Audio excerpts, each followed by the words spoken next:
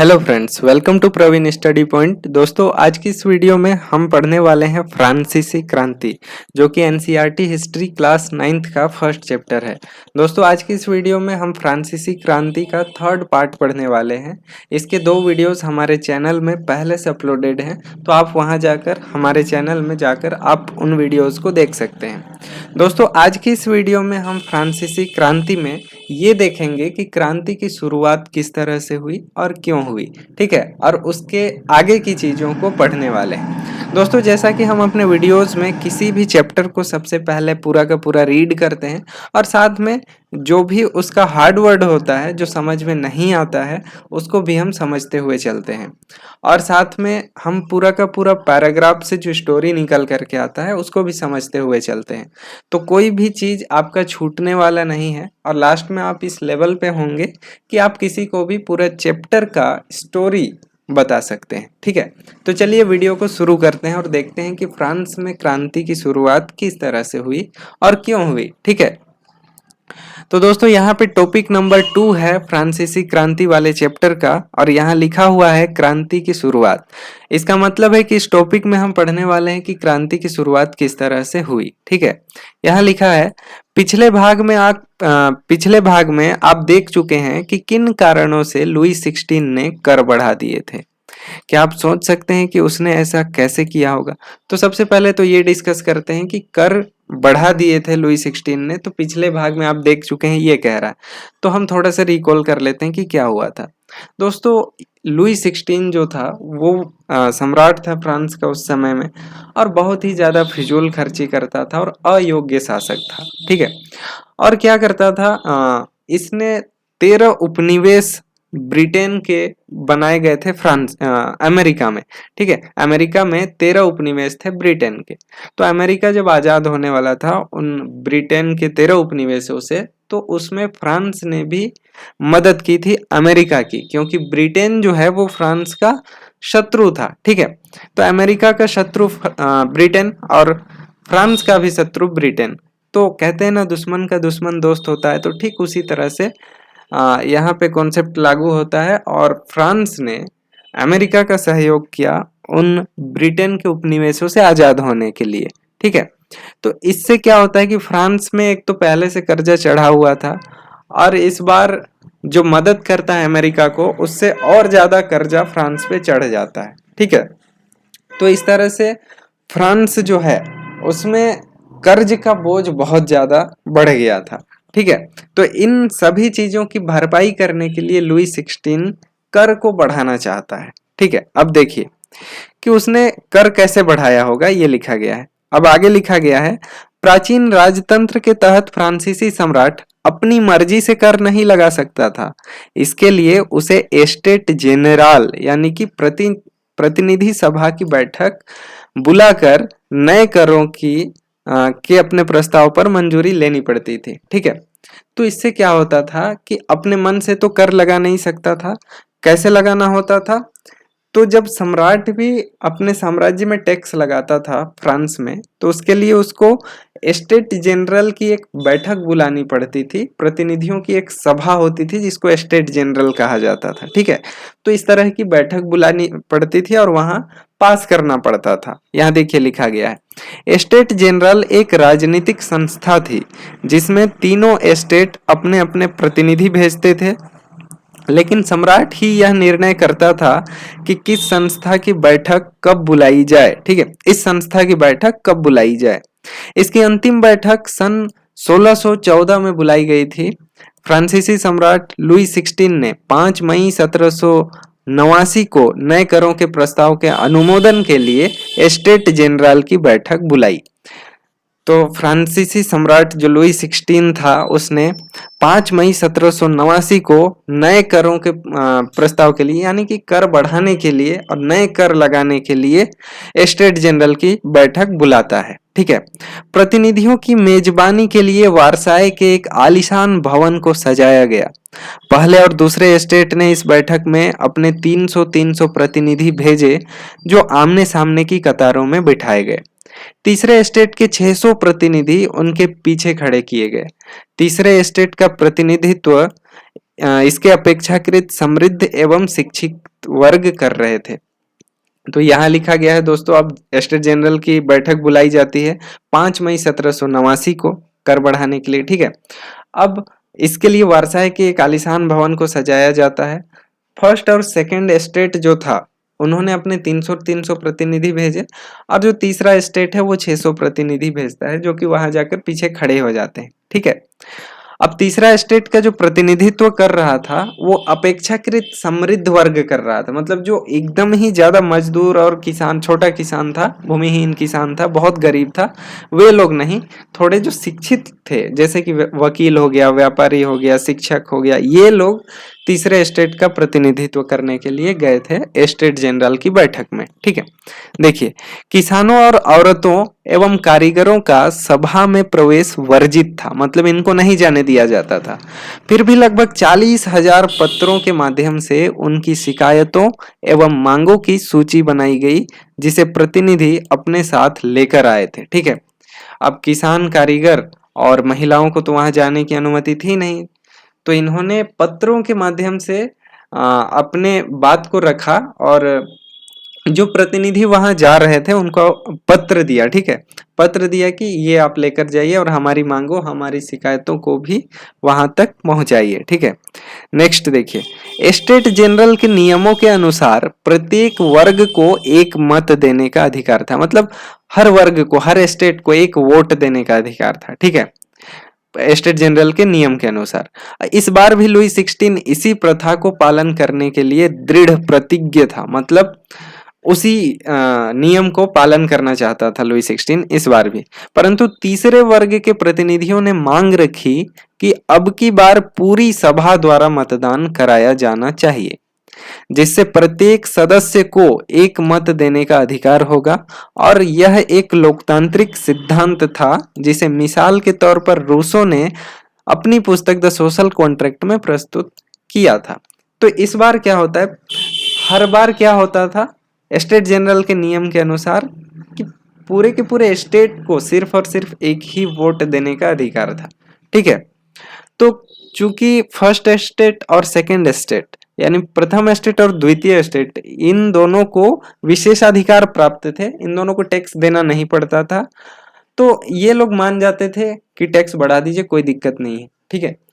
और तीसरा स्टेट नहीं चाहता था, क्योंकि उन्हें ही टैक्स भरना पड़ता था, लेकिन वो सिर्फ और सिर्फ एक ही वोट दे सकते थे, तो वे हार जाते थे स्टेट जनरल की इस वोटिंग में, और टैक्स बढ़ाया जाता था। तो इस बार ये कहा गया तृतीय स्टेट के लोगों के द्वारा कि इस बार ऐसा होना चाहिए कि प्रथम स्टेट और द्वितीय स्टेट के 300 प्रतिनिधि कुल मिला के 600 हो गए, और हम 600 हो गए, ठीक है। तो अब इन 600 प्रतिनिधियों में टक्कर होना चाहिए, हर किसी को एक एक वोट देने का अधिकार होना चाहिए, तब असली फैसला होगा, तब सही निर्णय लिया जा सकेगा, और ये एक लोकतांत्रिक सिद्धांत है, ये उन्होंने कहा, ठीक है। ये उन्होंने कहा नहीं, ये एक लोकतांत्रिक सिद्धांत था जिसकी प्रस्तुति यहाँ पे की गई, और ये हमें कहाँ पर मिलता है, तो रूसो ने एक किताब लिखी थी द सोशल कॉन्ट्रैक्ट, उसमें ये चीजें मेंशन की गई थी। आगे देखते हैं क्या लिखा है। जब सम्राट ने इस प्रस्ताव को अस्वीकार कर दिया तो तीसरे स्टेट के प्रतिनिधि विरोध जताते हुए सभा से बाहर चले गए। तीसरे स्टेट के प्रतिनिधि खुद को संपूर्ण फ्रांसीसी राष्ट्र का प्रवक्ता मानते थे, और इसलिए 20 जून को ये प्रतिनिधि वारसाई के इंडोर टेनिस कोर्ट में जमा हुए। बहुत इंपॉर्टेंट है, ठीक है, कहां पर जमा हुए, इंडोर टेनिस कोर्ट में। तो यहाँ पे आप इसको अंडरलाइन कर दीजिए, कब जमा हुए, 20 जून को। कहां जमा हुए, इंडोर टेनिस कोर्ट में जमा हुए, ठीक है। अब देखिए, उन्होंने अपने आप को नेशनल असेंबली घोषित कर दिया और शपथ ली कि जब तक सम्राट की शक्तियों को कम करने वाला संविधान तैयार नहीं किया जाएगा तब तक ये असेंबली भंग नहीं होगी। उन्होंने जब इस प्रस्ताव को अस्वीकार कर दिया गया तो 20 जून को वे इंडोर टेनिस कोर्ट में जमा हुए और खुद को उन्होंने, पूरी सभा को उन्होंने नेशनल असेंबली घोषित कर दिया, ठीक है। और ये कहा कि जब तक एक संविधान तैयार नहीं होगा सम्राट की शक्तियों को कम करने वाला, तब तक ये असेंबली भी भंग नहीं होगी। और इस असेंबली का नेतृत्व कौन कर रहा था, तो मिराबियो कर रहे थे और आबे सीए कर रहे थे, ठीक है। अब ये मिराबियो और आबेसी कौन है? तो मिराबियो का जन्म कुलीन परिवार में हुआ था, लेकिन वह सामंती विशेषाधिकारों वाले समाज को खत्म करने की जरूरत से सहमत था। ठीक है, उसने एक पत्रिका निकाली और वर्साय में जुटी भीड़ के समक्ष जोरदार भाषण भी दिया। आबेसी मूलतः पादरी था और उसने तीसरा एस्टेट क्या है इस शीर्षक से एक अत्यंत प्रभावशाली प्रचार पुस्तिका यानी पैम्पलेट लिखी। ठीक है, तो इस असेंबली का यानी तृतीय स्टेट द्वारा बनाया गया इस असेंबली का नेतृत्व कौन कर रहे थे? तो दो कुलीन नेता कर रहे थे जिनको विशेषाधिकार प्राप्त था, लेकिन फिर भी ये इनका सहयोग कर रहे थे क्योंकि ये इस सामंती विशेषाधिकार वाले समाज से सहमत नहीं थे, इससे खुश नहीं थे। ठीक है, वे इस चीज से सहमत थे कि सभी को एकमत होना चाहिए, सभी को एक समान अधिकार मिलना चाहिए। देखिए आगे क्या होता है। जिस वक्त नेशनल असेंबली संविधान का प्रारूप तैयार करने में व्यस्त थी, पूरा फ्रांस आंदोलित हो रहा था। कड़ाके की ठंड के कारण फसल मारी गई थी और पावरोटी की कीमतें आसमान छू रही थी। बेकरी मालिक स्थिति का फायदा उठाते हुए जमाखोरी में जुट गए थे और बेकरी की दुकानों पर घंटों इंतजार करने के बाद गुस्साई औरतों की भीड़ ने दुकान पर धावा बोल दिया। ठीक है, देखिए यहाँ पर क्या हो रहा है कि जिस वक्त नेशनल असेंबली संविधान का प्रारूप तैयार करने में व्यस्त है, देखिए क्या हुआ कि सम्राट ने असहमति दे दी कि नहीं चलेगा कुछ भी चीज, ये 600 प्रतिनिधि वोट नहीं दे सकते अपना अपना सिंगल वोट। ठीक है, अस्वीकार हो गया इसका प्रस्ताव थर्ड जो एस्टेट था उसका। तो तीसरे एस्टेट के लोगों ने 20 जून को इंडर टेनिस कोर्ट में जमा हो गए और खुद को नेशनल असेंबली घोषित कर दिया और अब संविधान बनाने लगे उन्होंने। ठीक है, संविधान बनाने लगे। अब पूरा का पूरा फ्रांस आंदोलित है और संविधान बनाया जा रहा है और इसी समय क्या है कि कड़ाके की ठंड पड़ रही है फ्रांस में। अब इस कड़ाके की ठंड से पूरी की पूरी फसल मारी जाती है फ्रांस की। अब फसल मारे जाने से क्या होता है कि फसल बर्बाद हो गई। अब पावरोटी की जो कीमतें थी फ्रांस में वो इस फसल बर्बाद होने से क्या होता है कि आसमान छू रही थी, बहुत ज्यादा कीमतें बढ़ गई थी पावरोटी की। अब बेकरी मालिक क्या कर रहे थे कि इस स्थिति का फायदा उठाते हैं और जमाखोरी में जुट जाता है कि सभी को मतलब जितना भी इधर उधर जो पावरोटी है सबको वे लोग अपने पास स्टोर करके रखते हैं कि जब इसकी कीमतें और ज्यादा बढ़ेंगी तब इन पावरोटी को बेचेंगे। ठीक है, अब घंटों दुकान में खड़ी औरतें इतना गुस्सा हो गई वे लोग कि दुकान पर धावा बोल दिया। ठीक है, और दुकान पर धावा बोल दिया और दूसरी तरफ क्या हो रहा है, ये एक तरफ है और इसी समय दूसरी तरफ क्या होता है, दूसरी तरफ सम्राट ने सेना को पेरिस में प्रवेश करने का आदेश दे दिया था और क्रुद्ध भीड़ ने 14 जुलाई को बास्तिल पर धावा बोलकर नेस्तनाबूद कर दिया। ठीक है, क्योंकि दूसरी तरफ इस तरह का माहौल है और दूसरी तरफ सम्राट क्या करता है कि सेना को पेरिस में घुसने का आदेश दे देता है। ठीक है, अब इससे क्या होता है कि जो क्रुद्ध भीड़ है, ठीक है, क्रुद्ध भीड़, उनको ये अफवाह फैल जाती है कि सेना को गोलियां चलाने का आदेश दे दिया है सम्राट ने और इससे क्रुद्ध भीड़ जो है और भड़क जाती है और खुद को एक जन सेना के रूप में तब्दील कर देती है और इधर उधर सरकारी दफ्तरों में घुस जाती है ये क्रुद्ध भीड़ और हथियारों की खोज में सभी को तोड़फोड़ करने लगती है। ठीक है, और इसी क्रम में 14 जुलाई को बास्तिल के किले पर धावा बोल देती है। यहाँ पे आपको ये जो पॉइंट है याद करना चाहिए। 14 जुलाई को क्या होता है कि बास्तिल किले पर धावा बोलकर उसे नेस्तनाबूद कर दिया गया। ठीक है, पूरा का पूरा बास्तिल का किला ध्वस्त कर दिया जाता है। वहां पे 7 कैदी जेल में बंद थे, उसे भी छुड़ा लिया जाता है क्योंकि ये जो बास्तिल का किला था वो एक जेल के रूप में प्रयोग होता था। यहाँ लिखा नहीं गया, फिर भी एक जेल के रूप में प्रयोग होता था और सम्राट की निरंकुश शक्तियों का वो प्रतीक था। ठीक है, इसीलिए उसको तोड़ दिया जाता है इस क्रुद्ध भीड़ के द्वारा। देखिए नेक्स्ट क्या लिखा गया है। देहाती इलाकों में गांव-गांव यह अफवाह फैल गई कि जागीरों के मालिकों ने भाड़े पर लठैतों और लुटेरों के गिरोह बुला लिए हैं जो पक्की फसलों को तबाह करने निकल पड़े हैं। ठीक है, अब गांव में ये अफवाह फैल गई कि जो जमींदार है, ठीक है, या फिर जो जागीरों के मालिक है, जागीरदार हैं, वे लोग गुंडे बुला लिए हैं कि अब उनके पास भी तो खाना नहीं है, तो जहां पे बढ़िया फसल हुआ है उसको लूटने के लिए गुंडे बुलवा लिए हैं, ये अफवाह फैल गई। अब क्या होता है वो देखिए, कई जिलों में भय से आक्रांत होकर किसानों ने कुदालों और बेलचों से ग्रामीण किलों पर आक्रमण कर दिए और उन्होंने अन्न भंडारों को लूट लिया और लगान संबंधित दस्तावेजों को भी जलाकर राख कर दिया। इस तरह की चीजें हुई है। कुलीन बड़ी संख्या में अपनी जागीरें छोड़कर भाग गए और बहुतों ने तो पड़ोसी देशों में जाकर शरण ली। अपनी विद्रोही प्रजा की इस शक्ति का अनुमान करके लुई 16 ने अंततः नेशनल असेंबली को मान्यता दे दी और यह भी मान लिया कि उसकी सत्ता पर अब से संविधान का अंकुश होगा। 4 अगस्त 1789 की रात को असेंबली ने करों, कर्तव्यों और बंधनों वाली सामंती व्यवस्था के उन्मूलन का आदेश पारित किया। देखिए यहाँ पर क्या हो रहा है, बहुत इंपॉर्टेंट चीज हो रहा है कि इस विद्रोही प्रजा की शक्ति का अनुमान करके लुई 16 डर जाता है और वो नेशनल असेंबली को मान्यता दे देता है कि भाई तुम लोग को जो करना है वो करो, हम राजी हैं, हम स्वीकृति देते हैं, ठीक है, मान्यता दे देता है।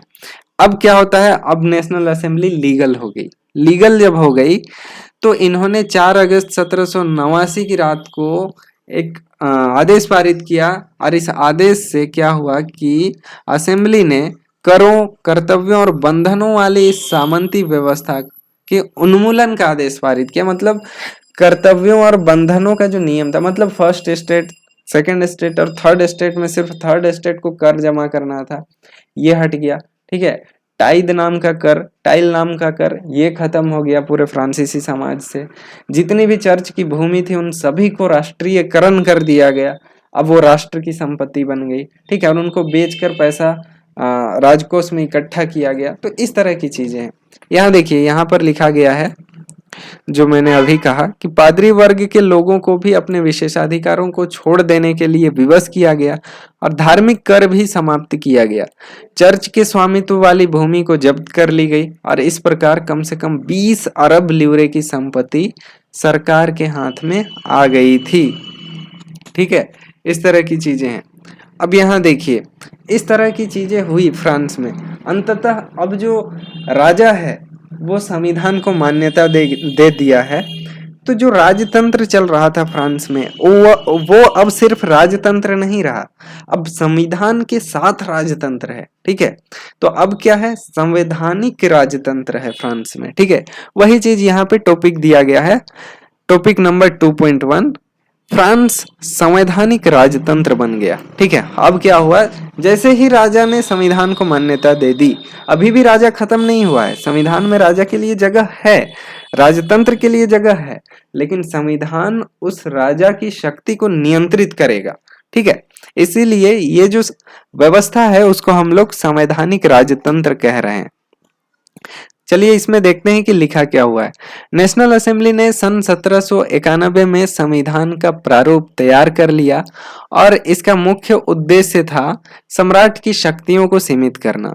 एक व्यक्ति के हाथ में केंद्रीकृत होने के बजाय अब इन शक्तियों को विभिन्न संस्थाओं, विधायिका, कार्यपालिका और न्यायपालिका में विभाजित एवं हस्तांतरित कर दिया गया और इस प्रकार फ्रांस में संवैधानिक राजतंत्र की नींव पड़ी।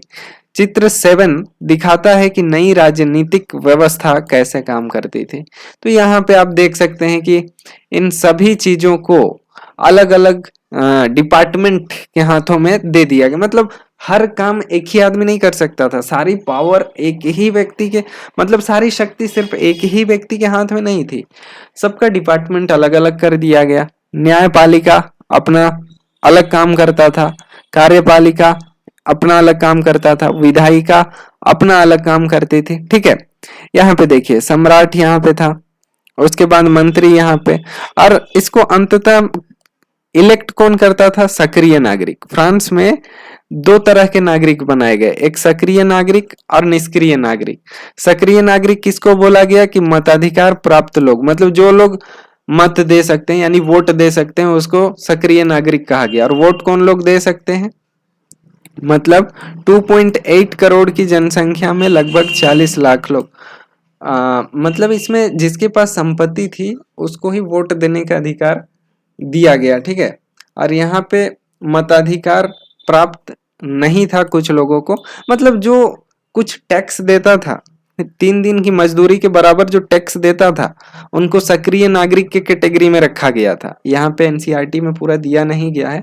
और निष्क्रिय नागरिक वो लोग हैं जो लोग टैक्स नहीं देते थे, ठीक है, 3 दिन के मजदूरी के बराबर टैक्स नहीं दे पाते थे, उनको निष्क्रिय नागरिक कहा गया। देखिए निष्क्रिय नागरिक कौन है? जो जिनको मताधिकार प्राप्त नहीं है। और 30 लाख पुरुष, महिलाओं, बच्चों और 25 वर्ष से कम उम्र के व्यक्तियों को मताधिकार प्राप्त नहीं था। यानी 25 ईयर से नीचे जो लोग थे उनको भी वोट देने का अधिकार नहीं था। तो ये लोग किसको वोट देते थे? न्यायाधीश चुनते थे। और किसको चुनते थे? निर्वाचक चुनते थे, जो कि 50,000 पुरुष होते थे, ठीक है। अब ये 50,000 पुरुष 745 लोगों के सदस्य को चुनते थे, जो जिससे एक नेशनल असेंबली बनती थी, ठीक है। अब ये नेशनल असेंबली किसको नियंत्रित करती थी? तो सम्राट को नियंत्रित करती थी। और किसको नियंत्रित करती थी? मंत्रियों को नियंत्रित करती थी। पूरा का पूरा मंत्रिमंडल होता था जो सम्राट के अंडर में था। और ये कार्यपालिका थी। न्याय देने की शक्ति किस में थी? न्यायपालिका में थी। और कानून नियम बनाने की शक्ति किस में थी? विधायिका में थी, ठीक है। तो इस तरह की चीजें अब बन गई फ्रांस में, इसलिए इसको संवैधानिक राजतंत्र कहा गया, ठीक है। अब आगे हम देखते हैं कि नेक्स्ट इसमें क्या लिखा गया है। अब ये सब कब हो रहा था? 1791 में जब संविधान बन के तैयार हुआ तब। सन 1791 के संविधान ने कानून बनाने के अधिकार नेशनल असेंबली को सौंप दिए। नेशनल असेंबली अप्रत्यक्ष रूप से चुनी जाती थी। ऐसा क्यों कहा जा रहा है? पहले जो सक्रिय नागरिक है वो किसको चुनती थी? निर्वाचक को। निर्वाचक चुनती थी किसको? नेशनल असेंबली को, ठीक है। तो इस तरह से ये अप्रत्यक्ष रूप से चुनी गई है। सर्वप्रथम नागरिक एक निर्वाचक समूह का चुनाव करते थे, जो पुनः असेंबली के सदस्यों को चुनती थी। तो हमने देखा यहाँ पे, जैसे कि यहाँ पे नागरिक जो है, सक्रिय नागरिक, वो चुन रहे हैं किसको? इन 50,000 पुरुषों को जो निर्वाचक हैं। और 745 सदस्यों को कौन चुनता था? निर्वाचक चुनते थे। यहाँ देखिए, सभी नागरिकों को मतदान का अधिकार नहीं था। 25 वर्ष से अधिक उम्र वाले केवल ऐसे पुरुष ही सक्रिय नागरिक का दर्जा दिया गया था। ऐसे पुरुषों को ही सक्रिय नागरिक का दर्जा दिया गया था जो कम से कम 3 दिन की मजदूरी के बराबर कर चुकाते थे। मैंने आपको बताया उसी समय। यहाँ पे आप देख सकते हैं, यहाँ लिखा गया है 25 वर्ष से अधिक उम्र वाले ऐसे पुरुषों को सक्रिय नागरिक का दर्जा दिया गया था जो कम से कम 3 दिन की मजदूरी के बराबर कर चुकाते थे, और इन्हें ही सिर्फ मत देने का अधिकार था, ठीक है। यहाँ देखिए, अब नेक्स्ट यहाँ पे क्या लिखा गया है? शेष पुरुषों और महिलाओं को निष्क्रिय नागरिक के रूप में वर्गीकृत किया गया। अब यहाँ पे नेक्स्ट देखिए क्या लिखा गया है। निर्वाचक की योग्यता प्राप्त करने के लिए असेंबली का सदस्य होने के लिए लोगों का करदाताओं की उच्चतम श्रेणी में होना जरूरी था। मतलब जो ज्यादा टैक्स पे करते हैं समाज में, उसमें होना जरूरी था। असेंबली के निर्वाचक नहीं, मतलब नेशनल असेंबली के सदस्य बनने के लिए। संविधान पुरुष और नागरिक अधिकार घोषणा पत्र के साथ शुरू हुआ और जीवन के अधिकार, अभिव्यक्ति की स्वतंत्रता के अधिकार और कानूनी बराबरी के अधिकार को नैसर्गिक और आहरणीय अधिकार के रूप में स्थापित किया गया। अर्थात ये अधिकार प्रत्येक व्यक्ति को जन्मना प्राप्त थे और इन अधिकारों को छीना नहीं जा सकता था। और राज्य का यह कर्तव्य माना गया कि वह प्रत्येक नागरिक के नैसर्गिक अधिकारों की रक्षा करें, ठीक है। तो ये बहुत ही ज्यादा इंपॉर्टेंट पॉइंट है, आपको याद रखना चाहिए। पुरुषों एवं नागरिक अधिकार घोषणा पत्र के साथ संविधान शुरू होता था। क्या क्या दिया गया? जीवन का अधिकार दिया गया, अभिव्यक्ति का अधिकार दिया गया और कानूनी बराबरी का अधिकार दिया गया, ठीक है। इन सभी को क्या माना गया? इन सभी को नैसर्गिक और आहरणीय अधिकार माना गया, ठीक है। इसका मतलब क्या था कि ये अधिकार सभी व्यक्ति को जन्म के साथ प्राप्त थे और इन अधिकारों को कोई छीन नहीं सकता था। इन अधिकारों को छीना नहीं जा सकता था।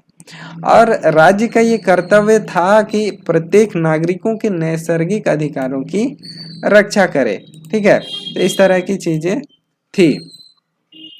उसके बाद दोस्तों हम पढ़ेंगे नेक्स्ट टॉपिक, जो है फ्रांस में राजतंत्र का उन्मूलन और गणतंत्र की स्थापना। इसके बाद क्या होता है कि फ्रांस में राजतंत्र का उन्मूलन कर दिया जाता है, राजतंत्र को पूरी तरह से हटा दिया जाता है और फ्रांस में गणतंत्र की स्थापना होती है। अभी तक हमने देखा कि यहाँ पर संवैधानिक राजतंत्र है, लेकिन ये भी हट जाएगा और सिर्फ क्या बचेगा, गणतंत्र बचेगा। इसका मतलब क्या है, जो संवैधानिक राजतंत्र है उसमें राजा का पोस्ट खत्म हो जाएगा, राजा मार दिया जाएगा या फिर कुछ और कर दिया जाएगा, राजा को संविधान से हटा दिया जाएगा, तब क्या बचेगा, सिर्फ संविधान बचेगा। और संविधान क्या है, एक नियमों का दस्तावेज ही तो है, तो इसे क्या कहेंगे हम, गणतंत्र कहेंगे, ठीक है, नियमों का शासन। तो इस तरह से चीजें और बदलेगी। तो अभी तक हम ये जान रहे हैं कि संवैधानिक राजतंत्र में फ्रांस में चीजें किस तरह से थी, जो कि 1791 तक का दिया गया है। तो दोस्तों नेक्स्ट वीडियो में हम देखेंगे कि राजतंत्र को पूरी तरह से हटा दिया जाता है और गणतंत्र की स्थापना कर दी जाती है फ्रांसीसी समाज में।